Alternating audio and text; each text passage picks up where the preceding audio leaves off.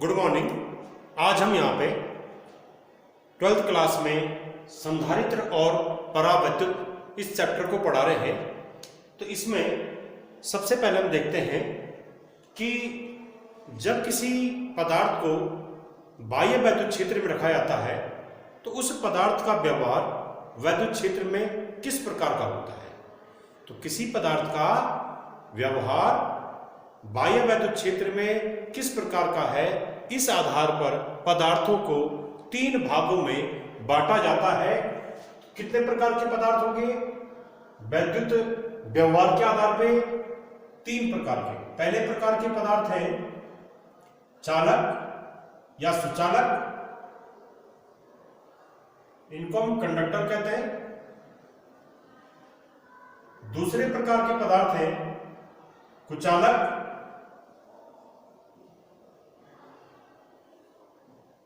या इनको अचालक भी कह देते हैं,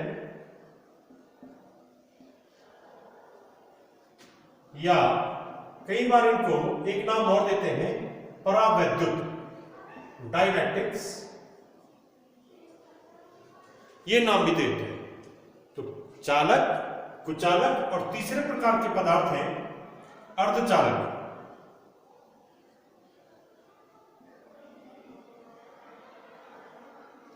कुचालक को हम कहते हैं इंसुलेटर,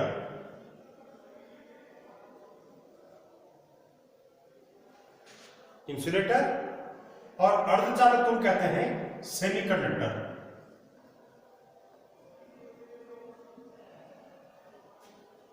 अब किस प्रकार बांटा गया है कि जैसे यहां पर हमने कोई बाह्य वैद्युत क्षेत्र लगा दिया,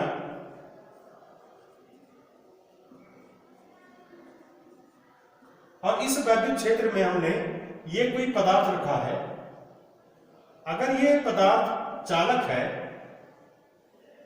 अगर ये चालक पदार्थ है तो इस चालक पदार्थ में क्या हो जाएगा, बाह्य वैद्युत क्षेत्र लगाने पर इस चालक पदार्थ के अंदर आवेशवाहक गतिमान हो जाएंगे। इसमें क्या हो जाएगा, गतिमान, आवेशवाहक गतिमान हो जाएंगे। और जब इसमें कोई वैद्युत क्षेत्र नहीं होगा तो इस चालक में क्या होंगे, जो परमाणु अणु होंगे वो उदासीन अवस्था में रहेंगे। पर जैसे इसको हम बाह्य वैद्युत क्षेत्र में रखेंगे तो बाह्य वैद्युत क्षेत्र में रखने पर चालक में जो मुक्त इलेक्ट्रॉन होंगे वो वैद्युत क्षेत्र की विपरीत दिशा में गतिमान हो जाएंगे। और इससे क्या हो जाएगा कि चालकों में जो मुक्त इलेक्ट्रॉन है वो बाह्य वैद्युत क्षेत्र की विपरीत दिशा में गतिमान होंगे। इसका अर्थ है कि वहां पर आवेशवाहक गतिमान होंगे।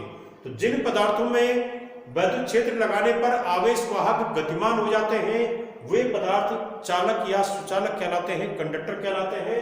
और ये कौन कौन से पदार्थ हैं? जैसे लोहा, तांबा, चांदी,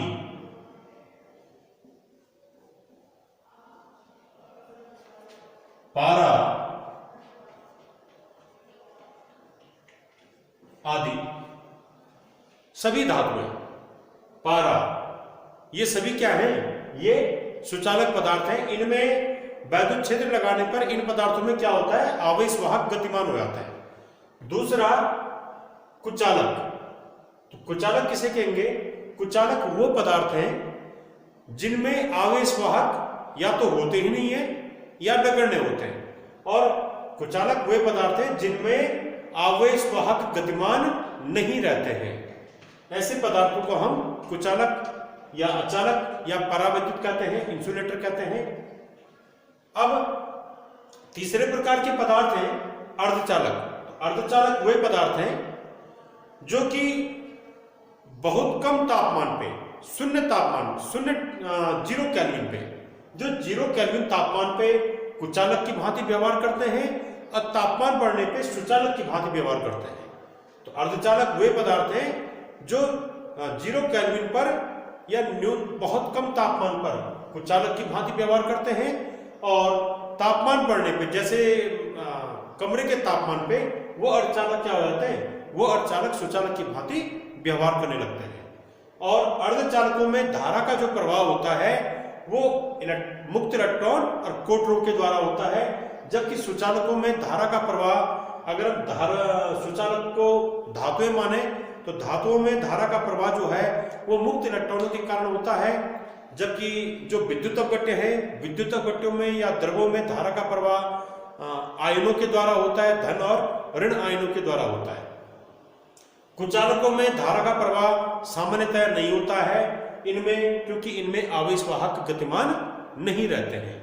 अब इसके बाद हमने यहां पर एक शब्द कहा कि मुक्त इलेक्ट्रॉन। तो मुक्त इलेक्ट्रॉन किसे कहते हैं?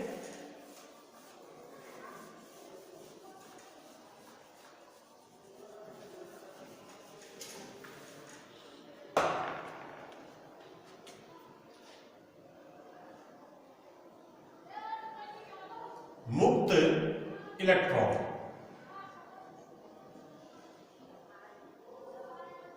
फ्री इलेक्ट्रॉन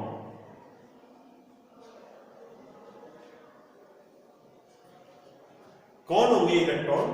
हम जानते हैं कि प्रत्येक पदार्थ अणुओं और परमाणुओं से मिलकर बना है, और परमाणु में क्या होता है? परमाणु के केंद्र में ठोस धनावेशित संरचना होती है। माना मैं किसी परमाणु को बना रहा हूं, इसमें प्रोटॉन और न्यूट्रॉन होंगे। इसके केंद्र में क्या होता है? इसके केंद्र में एक ठोस धनावेशित संरचना होती है, इसमें धनावेश होता है। इस धनावेशित संरचना के अंदर प्रोटॉन और न्यूट्रॉन होते हैं, इसे हम कहते हैं नाभिक, न्यूक्लियस। और इसके चारों ओर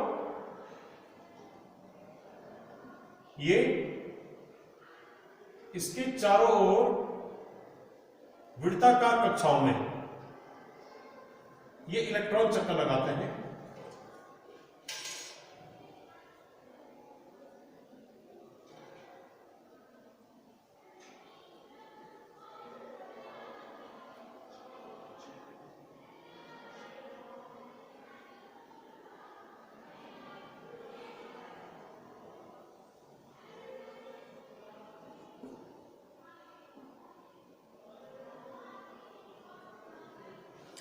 जैसे मैंने यहां पर सोडियम का लिया माना, तो सोडियम का परमाणु है। सोडियम के परमाणु का जो नाभिक होगा उसमें 11 प्रोटॉन 12 न्यूट्रॉन होंगे, और उसके बाहर 11 न्यूट्रॉन भी होंगे। जितने प्रोटॉन होते हैं न्यूट्रॉन भी होंगे उतने।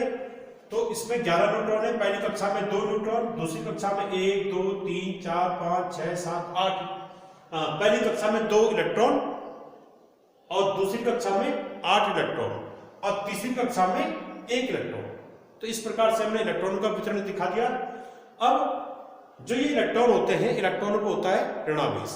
तो होता क्या है कि जो ये नाभिक है, नाभिक पे होता है क्या? धनावेश, क्योंकि नाभिक के अंदर प्रोटॉन है, प्रोटॉन पे धनावेश होता है, न्यूट्रॉन पे कोई आवेश नहीं है, इसलिए नाभिक पे क्या होता है? धनावेश होता है। तो नाभिक और इन इलेक्ट्रॉनों के बीच स्थिर वैद्युत आकर्षण बल का लगातार कार्य करता है, जिसके कारण ये जो इलेक्ट्रॉन है, ये इलेक्ट्रॉन नाभिक से बंधे हुए रहते हैं। तो इलेक्ट्रॉन वृत्ताकार और दीर्घवृत्ताकार कक्षाओं में चक्कर लगाते हैं, और ये नाभिक से स्थिर वैद्युत आकर्षण बल से बंधे हुए रहते हैं। पर होता क्या है, जो दूर की कक्षाएं होती हैं, जो दूर वाली कक्षाएं होती हैं, उन पे नाभिक का आकर्षण बल लगातार कमजोर होता जाता है, क्योंकि दूरी बढ़ने के साथ साथ क्या होता है, जो कूलाम का वैद्युत आकर्षण बल है वो लगातार, या वैद्युत प्रतिकर्षण बल है वो लगातार उसका मान घटता जाता है। हम जानते हैं कूलाम का सूत्र क्या है? कूलाम का सूत्र है F is proportional to Q1 Q2 upon R²। दूरी बढ़ने पे वैद्युत बल या वैद्युत आकर्षण या प्रतिकर्षण बल क्या होता है? लगातार घटता जाता है। जो दूर की कक्षाएं होंगी, दूर की कक्षाओं के इलेक्ट्रॉनों पर नाभिक का वैद्युत आकर्षण बल लगातार कम होता जाता है इस सूत्र के अनुसार, क्योंकि R बढ़ेगा तो F घटेगा। ठीक है।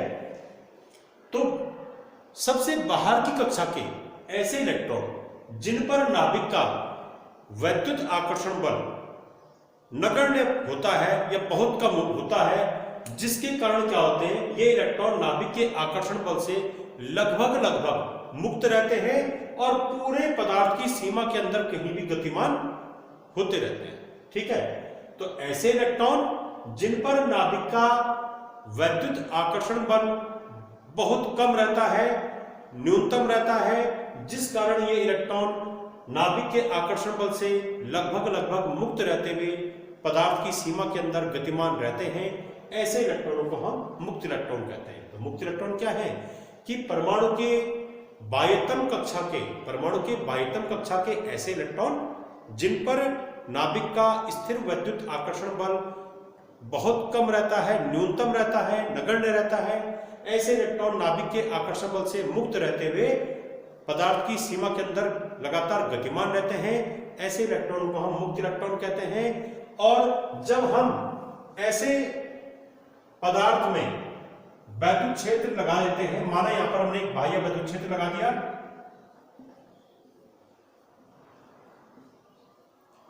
तो बाह्य वैद्युत क्षेत्र लगाने में क्या होगा, बाह्य वैद्युत क्षेत्र का मतलब है यहां हमने माना ये कोई धन प्लेट रखी है, यहां कोई हमने ये ऋण प्लेट रख दी, तो वैद्युत क्षेत्र क्या होगा, धन से ऋण की ओर होगा बाह्य वैद्युत क्षेत्र। तो होगा क्या, जो ये इलेक्ट्रॉन है, ये मुक्त इलेक्ट्रॉन, जैसे माना ये इलेक्ट्रॉन है, इस पे नाभिक का आकर्षण बल बहुत कम है, तो ये इलेक्ट्रॉन नाभिक के आकर्षण बल से लगभग मुक्त रहते हुए ये पदार्थ की सीमा के अंदर क्या होगा, गतिमान होगा, अर्थात ये मुक्त इलेक्ट्रॉन है, ये वाला। तो इस मुक्त इलेक्ट्रॉन पे ये वैद्युत क्षेत्र क्या करेगा, वैद्युत बल लगाएगा। होगा क्या, ये जो वैद्युत क्षेत्र है ये मुक्त इलेक्ट्रॉन पर अपनी विपरीत दिशा में बल लगाएगा, ये इलेक्ट्रॉन इस वैद्युत क्षेत्र की विपरीत दिशा में गतिमान होगा, इधर की ओर गतिमान होगा। ठीक है, इससे क्या होगा, जितने भी परमाणु होंगे, हर परमाणु में जो इलेक्ट्रॉन होंगे मुक्त इलेक्ट्रॉन, तो सभी परमाणुओं के मुक्त इलेक्ट्रॉन क्या होंगे, वो वैद्युत क्षेत्र की, बाह्य वैद्युत क्षेत्र की विपरीत दिशा में गतिमान हो जाएंगे। इससे इलेक्ट्रॉन एक निश्चित दिशा में गतिमान होने से क्या होगा, उस पदार्थ में धारा का प्रवाह होगा, यानी आवेश गतिमान हो जाएंगे।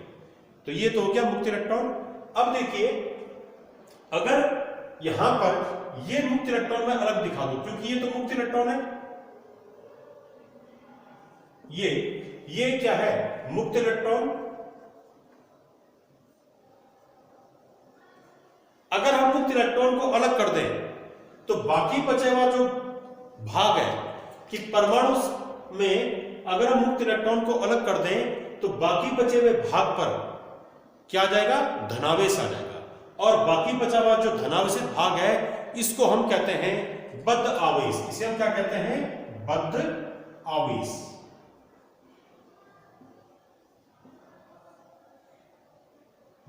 Bound charge.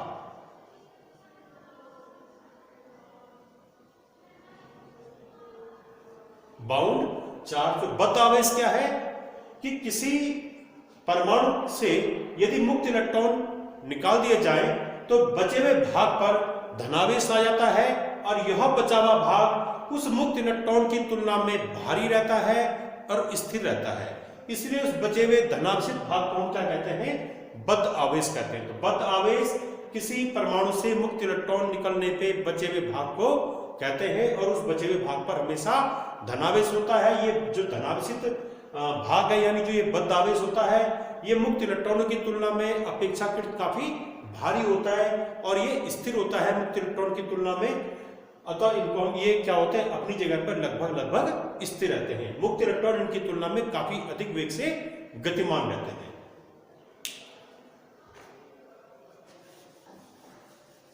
अब इसके बाद अब हम आते हैं इसमें कि जो परावैद्युत है, परावैद्युत किसे कहेंगे, तो परावैद्युत क्या है, ये कुचालक है। अब कुचालकों में क्या होता है, कुचालकों में आवेशवाहक गतिमान नहीं होते। होता क्या कुचालकों में, कुचालकों में जो अणु या परमाणु होंगे, जैसे माना ये कोई कुचालक का अणु है,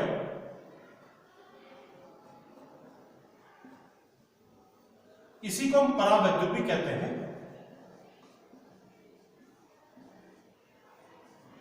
तो कुचालक या परावैद्युत में क्या होता है कि इनमें जो अणु होते हैं या परमाणु होते हैं, इनमें आवेशवाहक गतिमान नहीं होते। क्यों नहीं होते, एक्चुअल में होता क्या है कि इनमें क्या होता है, इनके अणुओं में जो इनमें जो धन आवेशित भाग और ऋण आवेश होते हैं, उनका केंद्र संपाती होता है। कहने का अर्थ क्या है, जैसे आसान शब्दों में हम ये मान लें कि ये कुचालक का कोई परमाणु है, इसमें क्या होगा, ये नाभिक होगा, ये नाभिक का केंद्र है।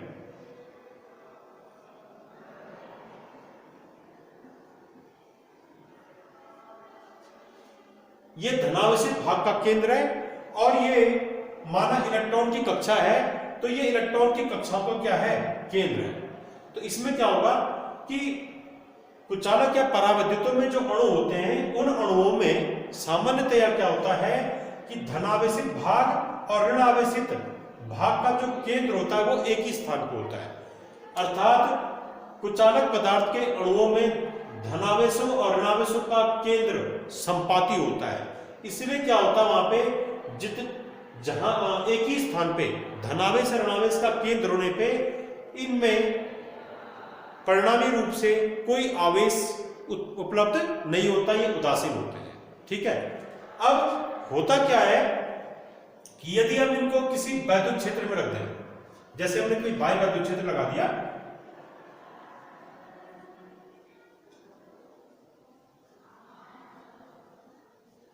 ये बाह्य वैद्युत क्षेत्र, तो बाह्य वैद्युत क्षेत्र लगने पे क्या होता है कि ये जो धन और ऋणावेशों के केंद्र है ये एक ही स्थान पे नहीं रह पाते, ये एक दूसरे से अलग अलग विस्थापित हो जाते हैं, इनमें आपेक्षिक विस्थापन आ जाता है।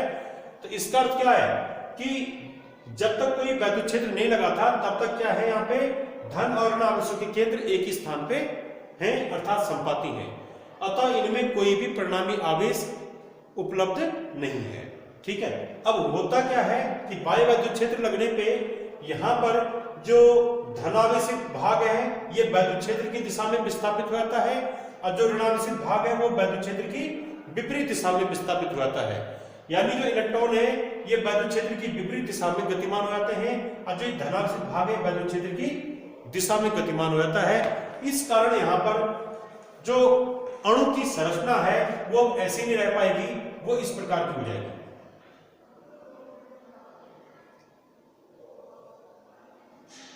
ये धनावेशित नाभिक किसकी दिशा में विस्थापित हो गया, वैद्युत क्षेत्र की दिशा में, और जो इलेक्ट्रॉन है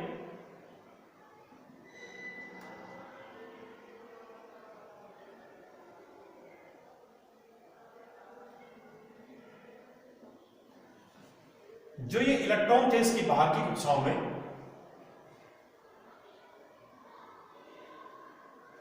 इलेक्ट्रॉन थे इसकी बाहर की कक्षाओं में, तो इलेक्ट्रॉन की कक्षाएं क्या होगी, इलेक्ट्रॉन जो है ये वैद्युत क्षेत्र की विपरीत दिशा में ये इधर की ओर विस्थापित होगी। इससे क्या हो गया, इलेक्ट्रॉन की कक्षाएं भी विस्थापित होगी। अब देखिए इलेक्ट्रॉन की जो कक्षाएं हैं इनका केंद्र कहां पर आ गया, यहां पर आ गया ना, ठीक है, या यहां पर आ गया। तो अब यहां पर क्या हो गया, पहले परावैद्युत या कुचालक के अणुओं में क्या था, धन आवेश और ऋण आवेशों का केंद्र संपाती था, एक ही स्थान पे था। परंतु बाह्य वैद्युत क्षेत्र लगाने पे क्या हो गया, धन आवेशों का केंद्र वैद्युत क्षेत्र की दिशा में गतिमान हो गया, इस दिशा में गतिमान हो गया, और ऋण आवेशों का केंद्र वैद्युत क्षेत्र की विपरीत दिशा में गतिमान हो गया, इस दिशा में गतिमान हो गया। तो इससे क्या हो गया कि धन और ऋण आवेशों के केंद्र अब एक ही स्थान पे नहीं है, ये क्या हो गए, अलग अलग हो गए। धनावेश का केंद्र यहां पर आ गया और ऋण आवेश का केंद्र, इन ऋण आवेशों का केंद्र यहां पर आ गया। इससे क्या हो गया कि धन और ऋण आवेशों के केंद्र में आपेक्षिक विस्थापन हो गया, ये अलग अलग हो गए। और ऐसा होने पर यहां पर क्या हो जाएगा, जो ये धनावेश का केंद्र है, अगर ये माना प्लस क्यू आवेश है इस धनावेश पे, तो इस बिंदु पे कौन सा आवेश आ जाएगा, प्लस क्यू। और माना इन ऋणावेशों पे कितना आवेश है, माइनस क्यू, तो इन ऋणावेशों के केंद्र पे कितना आवेश आ जाएगा, माइनस क्यू। तो होगा क्या कि धन और ऋणावेशों के केंद्र में आपेक्षिक विस्थापन होने से क्या होता है, यहां पर एक द्विध्रुव बन जाता है। द्विध्रुव में क्या होगा, दो समान परिमाण के आवेश और विपरीत प्रकृति के आवेश एक दूसरे से अल्प दूरी पर होंगे। ठीक है, अर्थात कुचालक के जो अणु पहले विद्युतीय उदासीन थे, विद्युत रूप में उदासीन थे, वो बाह्य वैद्युत क्षेत्र में क्या बन जाते हैं, द्विध्रुव बन जाते हैं। उनमें धन और ऋण आवेशों के केंद्र अलग अलग हो जाने से वहां पर क्या होता है, द्विध्रुव का निर्माण हो जाता है। ये धनावेश है यहाँ पे प्लस क्यू आवेश, और ये क्या है, उतना ही माइनस क्यू आवेश है। ये धन और ऋण आवेशों के केंद्र के बीच की दूरी, इनके बीच की दूरी क्या है, बहुत अल्प है, और तो हम ये कह सकते हैं यहाँ पर क्या बन गया, द्विध्रुव बन गया। ठीक है, तो कुचालकों में क्या होता है, कुचालकों पर जब बाह्य वैद्युत क्षेत्र लगाया जाता है, परवल वैद्युत क्षेत्र लगाया जाता है, तो कुचालकों के अणु द्विध्रुव में परिवर्तित हो जाते हैं, क्योंकि वहां पर धन और ऋण आवेशों के केंद्र संपाती नहीं रह पाते, वो उनमें आपेक्षिक विस्थापन हो जाता है, वो अलग अलग हो जाते हैं। तो इस प्रकार से प्रत्येक अणु क्या बन जाएगा, द्विध्रुव बन जाएगा। और द्विध्रुव का क्या होता है, वैद्युत द्विध्रुव आघूर्ण होता है। तो इस जैसे द्विध्रुव है तो इसका भी क्या होगा, वैद्युत द्विध्रुव आघूर्ण होगा, और इसके वैद्युत द्विध्रुव आघूर्ण की दिशा क्या होगी, माइनस आवेश से प्लस आवेश की होगी। ये इसके वैद्युत द्विध्रुव आघूर्ण की दिशा होगी, पी की दिशा। ठीक है, तो कुचालकों को जब वैद्युत क्षेत्र में रखते हैं, प्रबल वैद्युत क्षेत्र में, तो उसमें क्या होता है, कुचालकों के अणु द्विध्रुव में परिवर्तित हो जाते हैं, अर्थात उन द्विध्रुवों में वैद्युत द्विध्रुव आघूर्ण उत्पन्न हो जाता होगा। यानी कुचालकों के अणु में वैद्युत द्विध्रुव आघूर्ण उत्पन्न हो जाता है जब उनको वैद्युत क्षेत्र में रखते हैं। अब जो परावैद्युत है,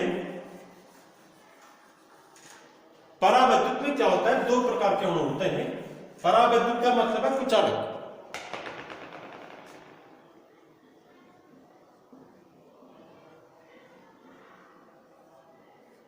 जो परावैद्युत है, डाइलेक्ट्रिक्स,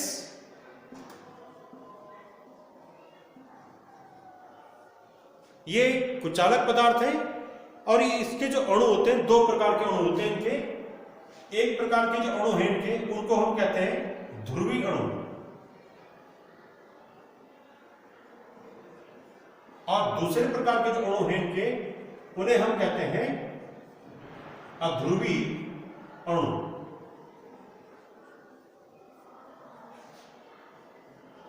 पोलर, मॉलिक्यूल और नॉन पोलर मॉलिक्यूल। तो ध्रुवीय अणु किसे कहेंगे, ध्रुवीय अणु वे हैं जिनमें प्रत्येक अणु में अपना वैद्युत द्विध्रुव आघूर्ण होता है। ठीक है, जैसे माने कुचालक है कोई, ये कुचालक होगा कोई, और इस माने ध्रुवीय अणु वाला कुचालक है, तो ध्रुवीय अणु वाला अगर कोई कुचालक होगा, जैसे इसके एग्जाम्पल क्या है, ध्रुवीय अणु के एग्जाम्पल है HCl, ये इसका एग्जाम्पल है H2O, CO, ये ध्रुवीय अणु के एग्जाम्पल है। तो जो ध्रुवीय पदार्थ है वो कौन है, carbon monoxide, hydrogen chloride, H2O। माना ये HCl के अणु है, तो HCl में क्या होगा, HCl में जो ये H और ये Cl है, इनमें जो साझे का इलेक्ट्रॉन होता है, साझे का इलेक्ट्रॉन एक एक इलेक्ट्रॉन की साझेदारी करते हैं। Cl के अंतिम कोष में 7 इलेक्ट्रॉन होते हैं, ये 7 इलेक्ट्रॉन। हाइड्रोजन के अंतिम कोष में 1 इलेक्ट्रॉन है।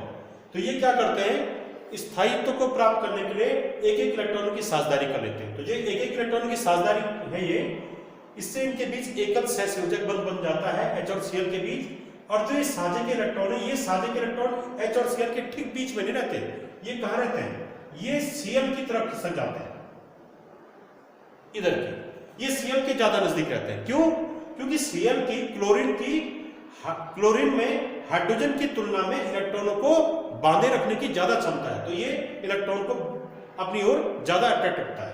इससे क्या होगा कि क्योंकि हाइड्रोजन का इलेक्ट्रॉन इससे थोड़ा दूर चले गया, यहाँ पे जब इनमें सहसंयोजकता हुई तो हाइड्रोजन का इलेक्ट्रॉन इससे थोड़ा दूर चले गया, इससे यहाँ पर हाइड्रोजन में हल्का धनावेश आता है और इस Cl पे हल्का ऋणावेश आता है। अतः यहाँ पर जो HCl का अणु बनता है, इस HCl के अणु में एक प्रकार का वैद्युत द्विध्रुव बन जाता है। उतना ही धनावेश H पे होगा, उतना ही ऋणावेश किस पे होगा, इलेक्ट्रॉन पे होगा।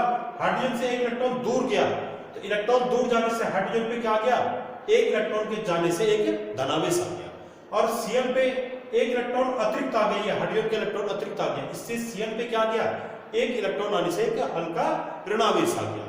तो जितना यहाँ पर धनावेश होता है उतना यहाँ पे क्या हो गया, ऋणावेश उत्पन्न हो गया। अगर यहाँ पे प्लस Q आवेश है तो यहाँ पर क्या है, माइनस Q आवेश है। H को हमने ये दिखा दिया, Cl को हमने ये दिखा दिया, ये एक दूसरे से क्या है, अल्प दूरी पर स्थित है।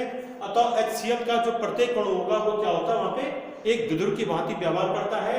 ये धनावेश का केंद्र हो गया, ये क्या हो गया, ऋणावेश का केंद्र हो गया। जहां पर Cl होगा वो ऋणावेश का केंद्र, जहां पर H होगा वो धनावेश का केंद्र। तो यहाँ पर ये HCl के अणु हैं, ये इनके धनावेश का केंद्र है, ये इनके ऋणावेश का केंद्र, ये धनावेश का केंद्र, ये ऋणावेश का केंद्र, ये धनावेश का केंद्र, ये ऋणावेश का केंद्र। इससे क्या हो गया कि HCl का प्रत्येक अणु अपने में क्या है, द्विध्रुव है। तो प्रत्येक अणु में क्या होता है, यहाँ पे ये प्रत्येक अणु में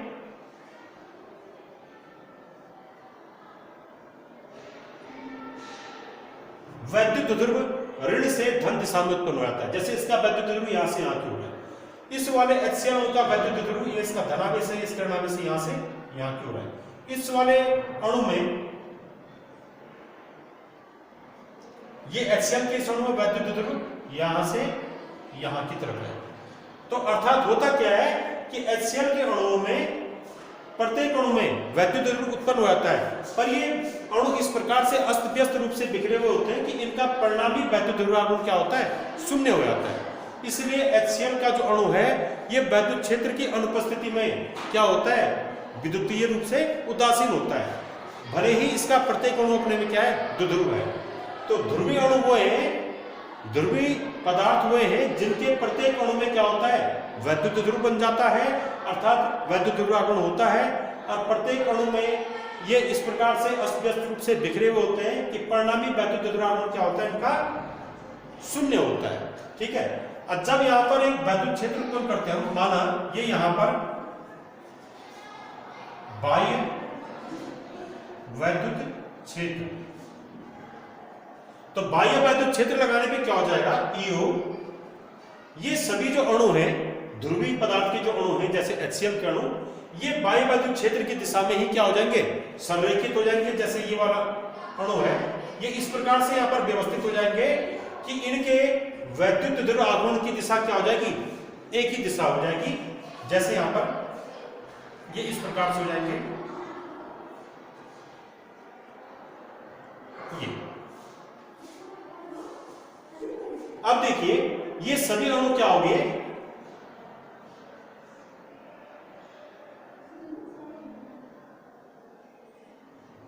इन सभी अणुओं में जो वैद्युत ध्रुव आगमन है वो बाह्य वैद्युत क्षेत्र की दिशा में ही संरेखित हो गया, ऋण से धन की ओर, ऋण से धन की ओर, ऋण से धन की ओर। तो अर्थात बाह्य वैद्युत क्षेत्र ध्रुवीय पदार्थ के अणुओं पर इस प्रकार से एक बल आघूर्ण लगाता है कि प्रत्येक अणु इस प्रकार से रोटेट हो जाता है कि उसका वैद्युत ध्रुवागमन क्या हो, बाह्य वैद्युत क्षेत्र की दिशा में हो। इससे प्रत्येक अणु अब क्या हो गया, द्विध्रुव बना हुआ है और यहाँ पर पूरे पदार्थ में क्या हो जाएगा, हो जाएगा इसमें वैद्युत ध्रुवागमन उत्पन्न हो जाएगा। ठीक है। अब इससे क्या होगा कि इस जो ये ध्रुवीय पदार्थ है, इस ध्रुवीय पदार्थ के अंदर भी एक आंतरिक वैद्युत क्षेत्र उत्पन्न हो जाएगा, उसको हम EI से प्रकट करते हैं। और उसकी दिशा क्या होगी, ऋण से ये धन से ऋण की ओर, इधर की ओर। तो यहां पर ध्रुवीय पदार्थ के अंदर जो आंतरिक वैद्युत क्षेत्र उत्पन्न होता है ये बाह्य वैद्युत क्षेत्र की विपरीत दिशा में होता है। अब आइए अध्रुवीय अणु। तो अध्रुवीय अणु वो हैं जिनमें धनावेशों का केंद्र भी उसी स्थान पे होता है और ऋणावेशों का केंद्र भी उसी स्थान पे होता है। ठीक है। कि अगर ये माना ये कोई अध्रुवीय अणु है, ये जो पूरा ये ब्लैक सर्किल है ये धनावेशों के केंद्र को दिखा रहा है, तो यहीं पे क्या होगा, ये धनावेशों का केंद्र है और यही बिंदु क्या होगा, ये ऋणावेशों का केंद्र भी होगा। तो अध्रुवीय अणु में धनावेश और ऋणावेशों का केंद्र एक ही जगह पे होने से, संपाती होने से, इनमें कोई भी न तो परिणामी आवेश होता है न तो कोई इनमें परिणामी वैद्युत ध्रुव आघूर्ण उत्पन्न होता है। परंतु बाह्य वैद्युत क्षेत्र लगाने पर, जब इन पर अध्रुवीय पदार्थ के अणुओं पर कोई बाह्य वैद्युत क्षेत्र लगाते हैं, तो बाह्य वैद्युत क्षेत्र लगने पे ये धन और ऋण आवेशों के केंद्र एक दूसरे से थोड़ा विस्थापित हो जाते हैं। ये इस प्रकार से हो जाएगा, बाह्य वैद्युत क्षेत्र की उपस्थिति में ऋण आवेशों का केंद्र यहां पर आ जाएगा और धन आवेशों का केंद्र यहां पर आ जाएगा। तो बाह्य वैद्युत क्षेत्र की उपस्थिति में जो अध्रुवीय पदार्थ के अणु हैं उनमें धन और ऋण आवेशों का केंद्र एक दूसरे से थोड़ा अल्प रूप से विस्थापित हो जाते हैं, जबकि बाह्य वैद्युत क्षेत्र की अनुपस्थिति में इनके धन और ऋण आवेशों के केंद्र एक ही स्थान पर रहते हैं, इनमें कोई वैद्युत ध्रुवागुण नहीं होता है। जबकि ध्रुवीय में क्या होता है, ध्रुवीय में वैद्युत क्षेत्र, बाह्य वैद्युत क्षेत्र न होने पर भी प्रत्येक पदार्थ क्या होता है, प्रत्येक अणु अपने में वैद्युत ध्रुव होता है। ध्रुवीय पदार्थ में बाह्य वैद्युत क्षेत्र न होने पर भी ध्रुवीय पदार्थ का प्रत्येक अणु अपने में वैद्युत ध्रुव होता है, जबकि अध्रुवीय पदार्थ में बाह्य वैद्युत क्षेत्र न होने पर अध्रुवीय पदार्थ का अणु जो है ये द्विध्रुव नहीं होता है, क्योंकि इसमें धन और ऋण आवेशों के केंद्र एक ही स्थान पर उपस्थित रहते हैं। तो अध्रुवीय पदार्थ के अणु कौन है, जैसे नाइट्रोजन, ऑक्सीजन, हाइड्रोजन, ये सब क्या है, अध्रुवीय पदार्थ के अणु हैं। आज हमने यहाँ पर मुक्त इलेक्ट्रॉन, परावैद्युत और चालक, सुचालक, इनके बारे में पढ़ा। Thank you.